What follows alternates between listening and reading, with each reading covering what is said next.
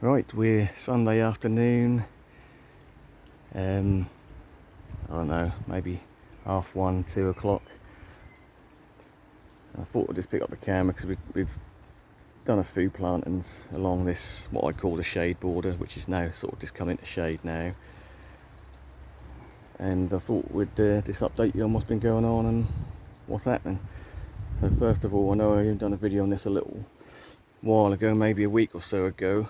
But since then, I'm sure these leaves have doubled in size on this rhododendron. They're getting huge. So this is my hand. That's from my hand to my elbow, that one leaf. So that's definitely enjoying this position there. So again, dappled shade. This time of day where the sun's highest, that gets the most amount of light. But in general, that's this dappled shade and then sort of full shade late afternoon. But yeah, that's doing really well. I'm really pleased with that. It's a good purchase.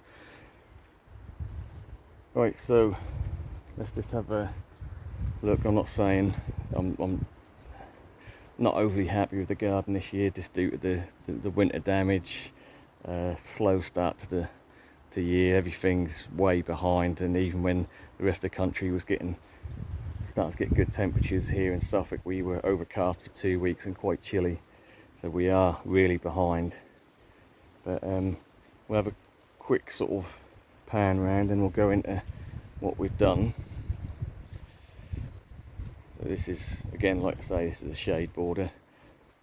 I'm not going to go into all the little bedding plants. I did put a load of sort of bedding begonias and impatiens in. But just the interesting plantings. So we did have a lot of the Petasites palmatum along this area. In fact, I just realised there's one I missed there, so let's pull that out. And the interesting thing about these is they are soft, they just pull out, but as long as you've got a little bit of root with that, you could pop that up and that'd grow away happily, as long as you keep it damp. But that'll be going in a bin. Yeah, so now we've cleared this area. Let me, give me an idea of what was sort of going to come through. And so we have got some cannas coming up, albeit very late again. But again, this is the shade board, so only really get some in the morning. But we've got some musifolia there, very small. And we have got a Stuttgart there with a bit of insect damage on it, but it's starting to get a bit of height on that one. So we put this Alocasia in, Alocasia colculator or colculus, one of the two. So that's one I just got reduced.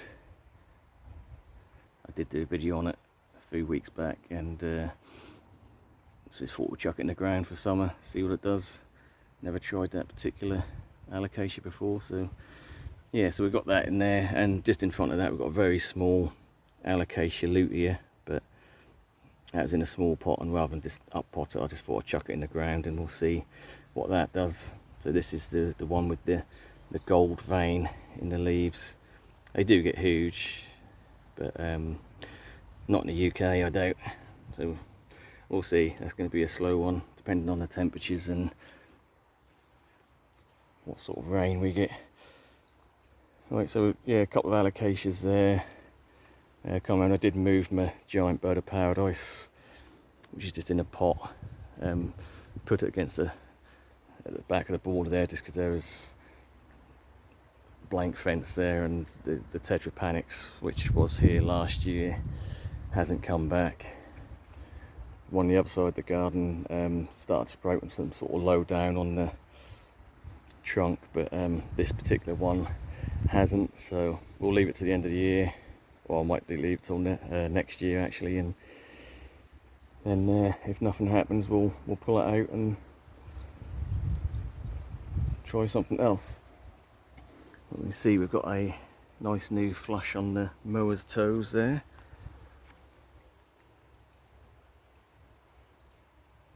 Quite nice ready foliage on that.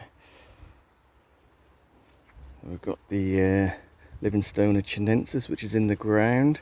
So this is now starting to wake up, and the spears are slowly starting to open. Now the temperature's up, that should start to speed up a bit, hopefully. Oh yeah, I chucked another Colocasia esculenta in the ground there. It's just one I had spare. I've got loads of pots of them, and that's compared to this one which was left in the ground, so that's come back after the winter.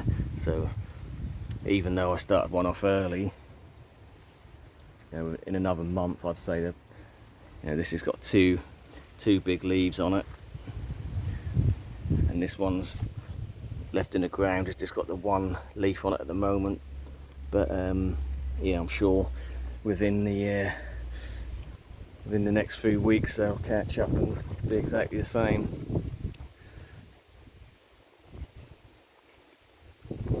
I had a spare Colocasia marigold. I'm not saying marigold, it's marigold, but yeah, so that is the gold Colocasia there, which I bought from a plug plant, and that's done okay. Starting to speed up now. The weather's temperatures are sort of picking up, but we've already got a couple of pups on that already, so yeah, I'm sure by the end of the year we'll have several plants of that to try and overwinter. Yes, we've got a Aglaonema. So again, this is what I bought a couple of weeks back, and obviously a house plant, but you know, quite a tough house plant as things go. And I had that in the polytunnel to get, you know, raise the light levels from being indoors, and that's been outside now for 4 or 5 days in blazing sun, and I can't see any scorching on it at the moment. So that is a really nice bright leaf on that. And again, sorry if I'm not actually pointing the camera in the right place, I cannot see the screen, it's a bit bright. And we've got another Alocasia here. So this was just in the houseplant section. I'm guessing it's Patora, but I could be wrong. But looking at the stem and the sort of curliness to the leaves, I guess it is. So a very small plant, that is only £5 in the houseplant section. So I thought I've got quite a few, but they're a bit slow to start this year, again due to the cool weather. So we'll start off with a plant that's actually grown and stick it in the ground and see what happens. But again, this is only a small plant, but already it's got 2 or 3 pups around it. So by the time autumn comes, it's time to dig it up, we'll probably have several plants there we can separate if we desire to. This is interesting, the old Calla lilies, or Xanthodecia, the dwarf Xanthodecia. I bought a few bulbs, or well, say a few bulbs, a couple of plants from Morrison's a couple of years back, which we reduced after they'd flowered. I think they're about £1 a pot, and stuck them in the ground, and they've come back every year. They came back last year and even come back this year, as we can see. So there's a nice speckly leaves on them, and I believe this is like a maroony flower on these. They're not overly sort of tropical flower, but they were cheap and proved to be hardy, so we didn't do nothing with them, just let them do their thing, die back over winter and they come back. Peony, not everyone's taste, but I had some when I first moved in. There was peonies everywhere, and as I planted, the border got bigger and they sort of got drowned out at the back, so these were only moved last year to the front. And I don't mind the foliage, just sort of a bit of interest to it, sort of fits in with the tropical theme, I think. Nice sort of red stems, sort of quite leafy, and yeah, you get the flower now and then. So I'm surprised that flowered this year, because I only moved it last year, and they normally take a couple of years to settle in. But Yeah, so we have got the basics in of the stuff I wanted to plant. I will add as I go along, but in general, yeah, just a few tropical bits in there just to liven it up a bit and see what happens. The Jersey is holding up all right at the moment, considering it's been so dry. But I have got irrigation around this area. But to be fair, that only sort of, I don't know if you can see it. There's a little irrigation nozzle there, but I've got them all dotted along this shade border. So I just turn that on for 15 minutes in the morning and maybe in the evening when I come out as well. But that doesn't do the whole bed. It only sort of does I'd say a foot radius around the nozzle heads, but I put them sort of strategically where the plants that need the moisture are. So we've got one there and we've got the cannas. So it's in the middle of the cannas there, mower's toes and the dead tetrapanics. But yeah, so that system, irrigation system, goes all the way along here and sort of terminates at the end here at the tree fern and the gunnera. And I was looking at how nice the gunnera looked this year, but already I can see there's we're getting some dark spots on some of the leaves where it's dry, and it's never going to do justice doing this on video, but the leaves are massive. Probably close to 5 foot across, if not more, and it's well over 6 foot now. It's over the fence level, and that is a Tinctoria, so it's not the giant type by any means, but it's still plenty big enough. Yeah, so this tree fern, even though we didn't really protect it, only on the very coldest, I think that's the 3rd or 4th night of the first freeze, I did put some fleece in it. So I got a bit concerned at that point, but I have only just cut off the old leaves because they were drooping down, and I think that's opened up the crown enough now. And yeah, we've got the new flush come out. It's not I think we did have a couple of dead croziers in there. I just sort of caught it a bit late, but we have still got some pushing out at the bottom here,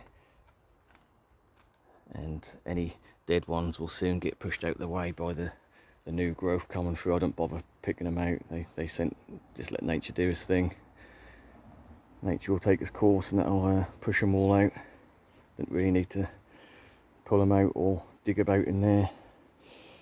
Yeah, so in general things aren't doing too bad, considering.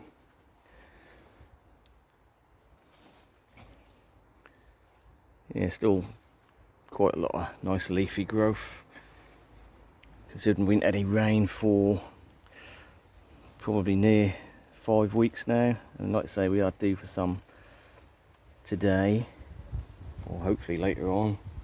We might catch a tail end of a thunderstorm, but we will see. We've got Kentia palm here, which is in the ground. It's going to stay in ground over winter. We'll see how that one does. It's now pushing out a new spear. There is a little bit of leaf burn, but you always get that with them. That's why I thought I've got quite a few of these. I got a load cheap a few years back, so I've got nothing to lose.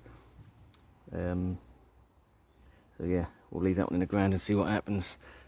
They are quite suited to our climate in the summer, to be fair, and they will take a light frost, so I might give that a little bit of protection. Yeah, so in general things aren't doing too bad. The fatches have flushed out with some reasonably sized good leaves. Spider's web's looking quite good. The variegated is looking quite good. Got some nice variegated tips on the end, and the leaves are getting a good size on that. That one's a little bit wrinkled up. Unfortunately, we've got this bear's breeches here, which I do like, and that is got a flower spike on it, so it will flower. Quite nice flowers on them, big foliage, but that's totally drowned out the cord-lining divisor there. But it's still growing along. That's a real slow cord line, that one, but seems to tolerate full shade as long as it's kept damp over the summer. That does okay.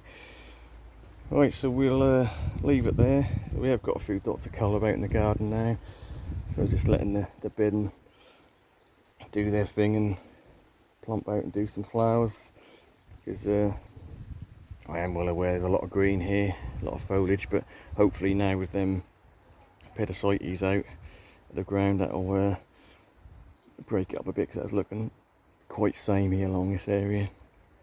So now we've got some good variations. We did have one of the corpse lilies flower last week.